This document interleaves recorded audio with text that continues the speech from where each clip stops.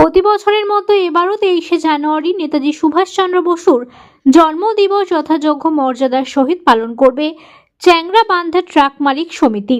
তার আগে সোমবার চ্যাংরাবান্ধা ভিআইপি মোড়ে থাকা নেতাজি স্ট্যাচু পরিষ্কার ও রং করার কাজ শুরু করলেন তারা। ট্রাক মালিক সমিতির সম্পাদক আব্দুল সামাদ বলেন, এবারও নেতাজির প্রতিকৃতিতে মাল্যদান ও পুষ্পার্ঘ্য নিবেদন করে দিনটি পালন করা হবে।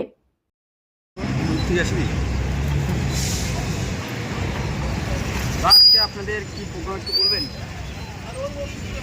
বলার কি আছে, আমাদের নেতাজির মূর্তি যেটা প্রতি বছরের ন্যায় আমরা যেটা রং করি, সেই রংটায় লাগিয়েছি এবং আগামী 23শে জানুয়ারি সেটা আমাদের মাল্যদান আমাদের সংগঠনের থেকে আমরা করবো, এটাই পাচ্ছি। নেতাজির সম্পর্কে কি বলবেন? নেতাজি একজন আমাদের ভারতবর্ষের রত্ন, মহৎ মানুষ। ওনার যে দেশ স্বাধীনে 1947 সালের যে ভূমিকা, এই ভূমিকা আমরা যতক্ষণ পর্যন্ত আমরা ইতিহাসের নাম এটা ভুলব না। আমরা নেতাজি সুভাষচন্দ্র আমাদের মনের মধ্যে রয়েছে। আমরা বারবার এটাকে ওনাকে আমরা শ্রদ্ধাই করি, কারণ যে ভারতবর্ষকে স্বাধীন করার যেটা উনি নেতৃত্ব দিয়েছেন, এটা প্রতিটা জনসাধারণের